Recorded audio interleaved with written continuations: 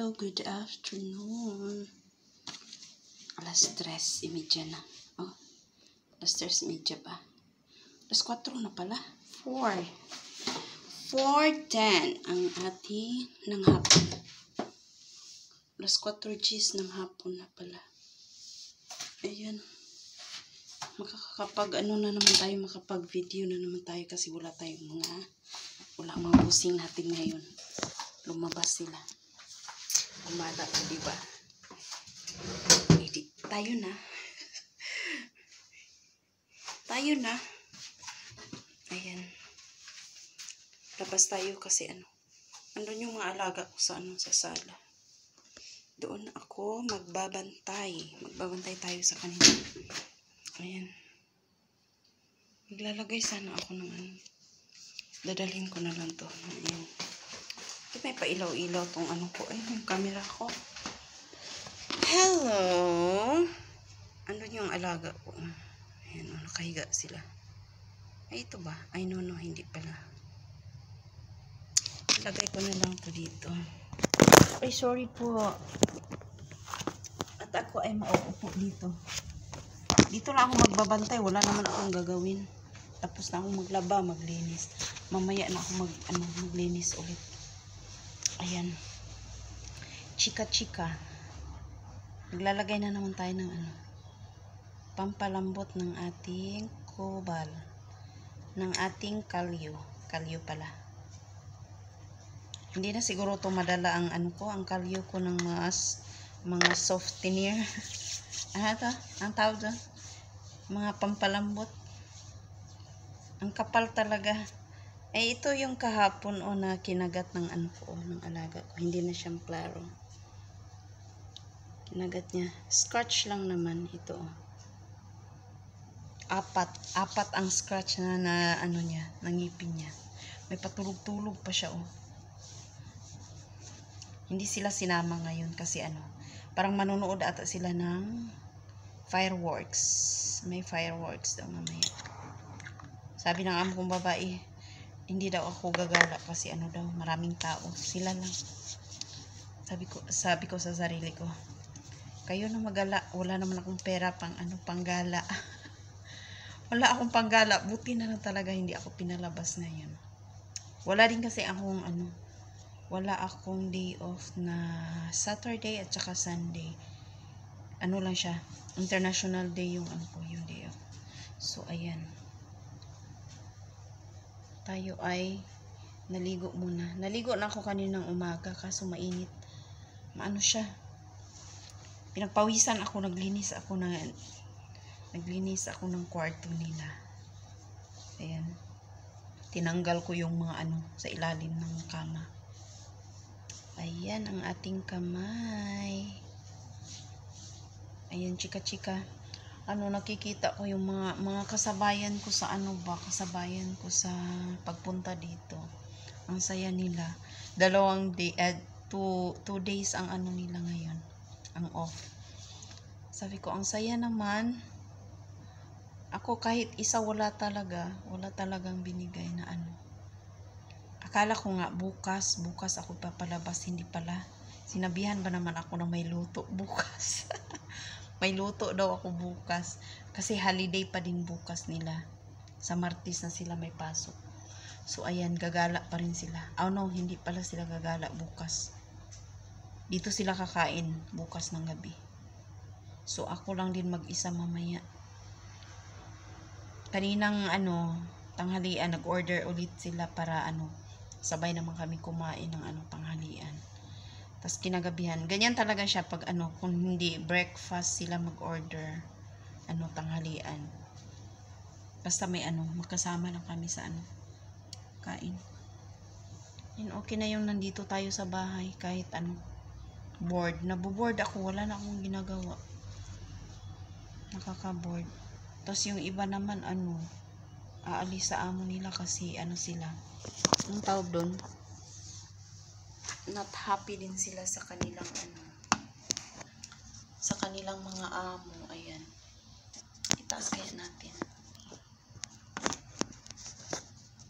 Ang saya niya. Ang saya ng amo kong babae kasi tinimbang niya yung alaga ko. Nag-less na naman ng timbang ng alaga ko. Sabi niya, great job, Lynn. Hindi talaga na yan siya bumaba nung sila lang dito, hindi daw bumaba. Ngayon, may daw, 16 ata, 16.8 nung pagdating ko. Ngayon, na siya, 14.6. Oh, di ba? May malaki daw ang niya. Sabi ko, natatakot ako baka anong mangyari sa anak niyo. Sabi niya hindi, pwede siya maging 13 or 12, mga ganyan daw. Sabi ko, ilang kilo pa yan. Kaya ng alaga ko. Kasi naglalakad kami every morning at saka night. Yun ang routine namin. Tapos yung kumain sa umaga, ibababa ko siya, maglalakad kami. Ayan, dyan, hanggang doon, paikot yan siya hanggang doon sa Ayan, nagising. Hello? Where is my moy? Ito na, mga kasama ko, kausap ko mga alaga ko. Come here. Come. Come, Lingcha. Come. Come here, good boy. Good boy, come here. Gustong-gusto niya, kinakausap siya. Ang good boy. Sumasakit talaga yung puson ko ay. Parang masakit siya pag aray ko. Ganyan, magaganyan ako. Hangin ata to or Parang dadatnan na ako. Ay, kaya pala. October na pala ngayon. Baka this week. Ay, nakakapagod pag ganito ang buhay. Sorry po, ako'y naantok. Natulog ako kagabi mga 1 o'clock. Dumating sila mga 10:30 ata yun. Tapos pumasok na ako mga 10. Pag 10 talaga pumasok. Lengcha, mama mo, come here. Mama mo, come here. Come here. Mama, come here. Kinakain niya yung kamay niya. Mama, come here. Mamoy. Mamam nila pagkain. Snacks. Mamam. Mamam. Sa atin ang mamam ay inom. Mamam. Kung sa baby pa, mamam. Nag-ano siya. Wala na akong pang snacks. Meron pa ba? Parang may parang wala na. Parang may Richie pa ata ako. Lengcha. No? Mamale? Mamale? Come here. Come. Ayan, walang kakwenta-kwenta. Ganito ang buhay dito. Nakakapagod. Walang ginagawa. Hindi naman kasi maarte yung mga amo ko. Pag nakita nila naglinis ka na, hindi na yan sila gawa ka ng ganito, ganyan, wala. Pag nakita nila malinis na, yan. Wala na yan silang problema. Sasabihin na, okay, Lynn, rest. Kanina tinawag lang ako kasi aalisan sila magpa-plancha ng 2 piraso. Yung babae lang naman nagpa-plancha, yung lalaki hindi yan siya. Ang lalaki magplancha lang yan siya pag may trabaho yung niya, long sleeve, yun lang. Minsan pumupunta yan sa trabaho na walang plancha ang damit. Tas yung niya, yung suit pag may meeting sila. Yun lang pinaplancha ko. Pero yung mga pants, mga shorts wala. Ayan, pag mag-travel yan siya, ang ipaplansya niya lang 2 piraso, mga ganyan lang. Pero yung babae, lahat ng damit, hindi naman siya lahat. Maybe siguro, mga half ng dadalhin yung mga damit. Paplansyahin mo. Pero yung hindi siya Mamale? Kinakain niya yung kamay niya. Ayan, sumasakit talaga ang puson ko. Bakit kaya? Aray ko. Ayan. ating buhok. Mamaya maligo na naman tayo pag pinagpawisan tayo. Ito yung gustong-gusto ko talaga na ano. Pag may ano ka, may kwarto ka, kahit anong oras, maliligo ka. Tulad ko, pag kunyari, yung mga amo ko, sa trabaho, wala naman daw problema na every time you go, sabi ko, ayoko ng nag-uusap kami bilang babae ba. Sabi niya, maligo ka, maghugas ka, magpalit ka, mga ganyan. Kahit ilang beses daw.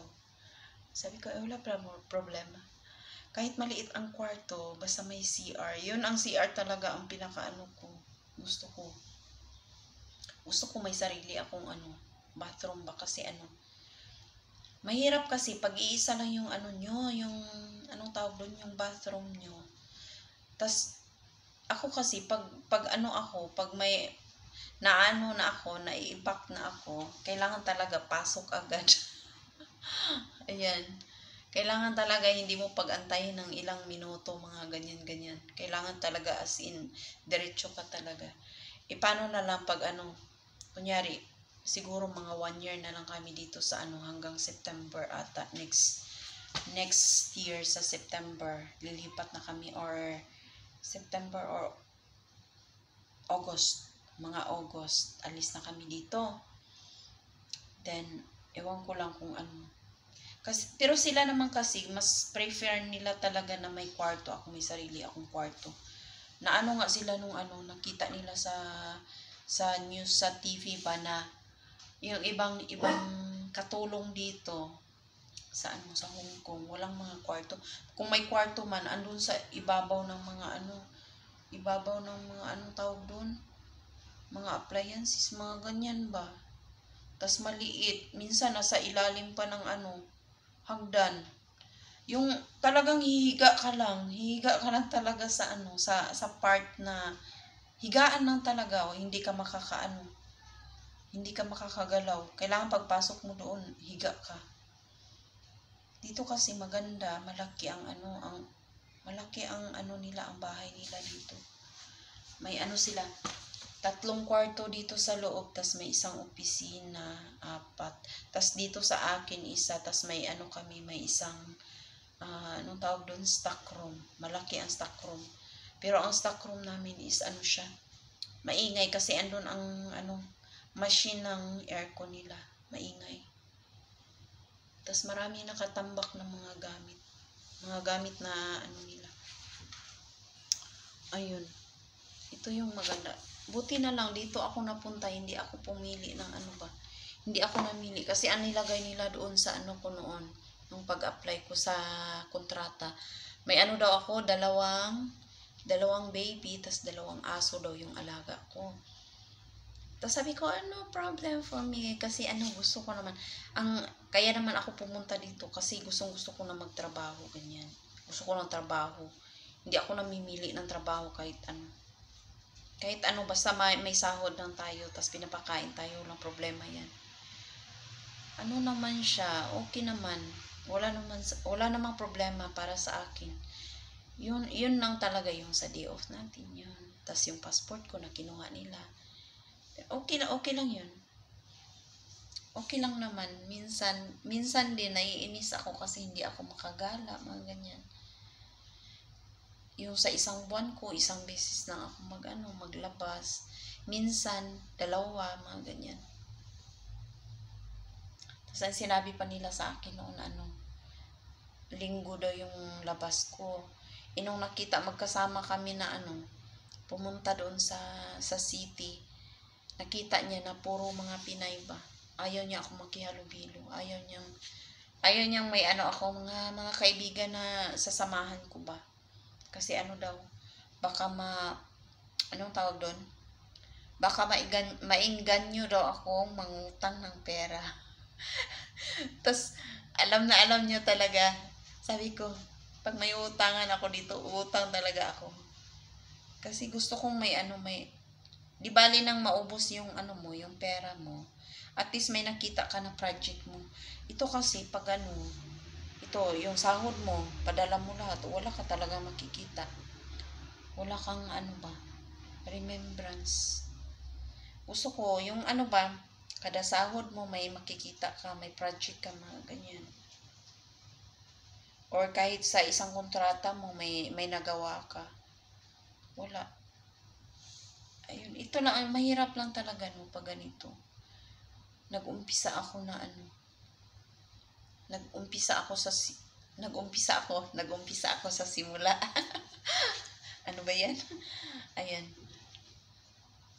Dami ko pang bayarin. Marami pa akong bayarin. Ewan ko lang kung mababayaran ko to. Kasi may inuuna pa ako. Inuuna ko pa yung nanay ko na may sakit.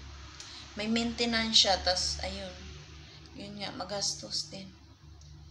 Tas may mga anak din tayo.